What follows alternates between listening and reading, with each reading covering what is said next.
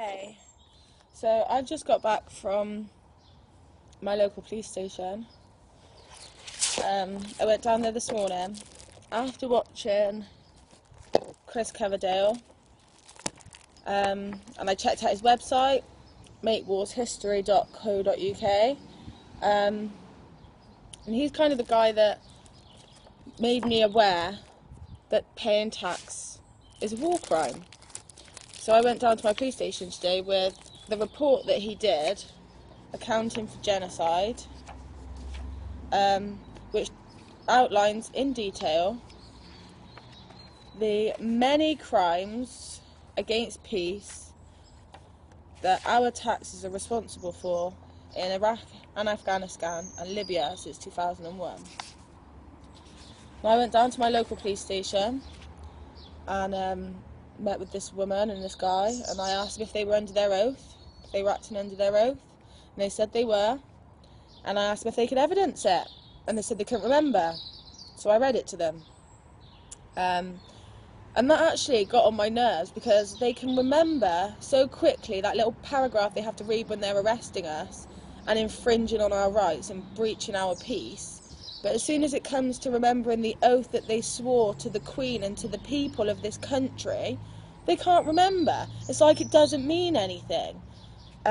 Which really got on my nerves, actually. I got really cross with her, and I said, like, how are you able to do your job properly if you don't even know who you're working for? They're like corporate machines. So basically what they said was that they couldn't do anything about it. That I'd have to go to The Hague. Now, I'm not anywhere near ready to go to The Hague.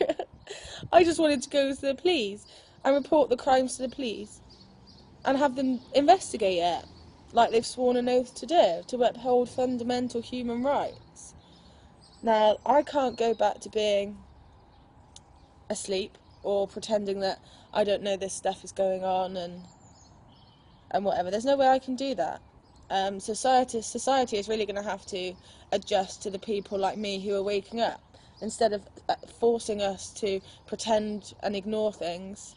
No, things have got to change now, because I'm not bringing children into a society like this. It's not happening. I'm embarrassed, to be honest, to say I'm a part of this culture. So she said she's going to follow it up. I don't think they're going to do anything. I've given them a mailing address, so anything that they send has to be in writing. They're asking if they can text me. No, you can't fucking text me. God, write to me like I'm asking you to, like a human being. So we'll just see how it goes. I mean, I'm not giving it up. I'm going to go back and report it again if I have to. I will go to different police stations and just report the crimes to different police stations until we can find somebody that's going to prosecute these guys. Somebody has to be held responsible for the murders of these innocent people, these innocent children. And the people that are responsible in law are our Prime Minister and our Attorney General and members of the Cabinet and members of both Houses of Parliament. But essentially, we all know it's the bankers. We know it is. So we've got these puppets, these figureheads that we can put the blame on. But really, it's the Rothschilds. And we know it is, and it's the Windsors, and it's the 13 Illuminati families that literally own the planet. Well, they don't own the planet, they own the world, though. They own the world as we accept it and as we know it, because everything that we own relies on money. And they created that. So we've basically taken them as a god, the bankers. It's pathetic, in my opinion. Like, makes me really cross. But I don't really know what the next step is now. Oh, hello. With regards to accounting for genocide, I mean, I've refused to pay tax. I've declared myself free from all statutory obligations. I'm not a taxpayer. I'm not a citizen. She didn't like that very much when I told her that. I said to her, I'm sure you'll be hearing more from me soon. Now that the Queen and everyone's had a copy of my notice, I'm not really worried about some little police officers. They're just pawns, these guys. They have no knowledge of the law, really. enforcing. I said to her, when you're enforcing statute as law, that's gross negligence equal to fraud. She didn't like that very much, but it's the truth. It's the truth. And I said to her as well, if you're acting out of your oath when you're dealing with people, you're technically a terrorist if you're not upholding the peace, because that's what they are. They are peace officers, and they have sworn an oath. You have to hold them to it.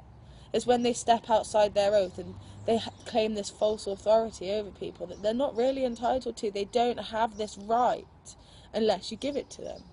And she was very confused by the difference between consent and when you take back consent, that authority just disappears.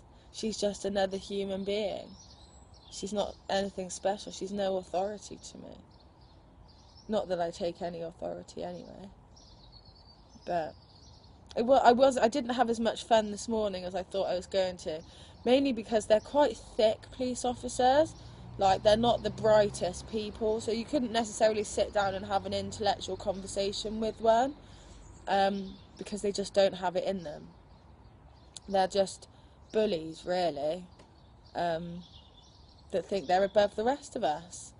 Wow, I'll be bringing them down a peg or two when they pull me over. I'm going to record it, though, when I get pulled over. Because I wasn't allowed to record that today. She wouldn't let me. So, but I'll keep you posted on it anyway. Stop paying tax if you can, guys, because you're kind of funding murder and genocide, so it's not very nice.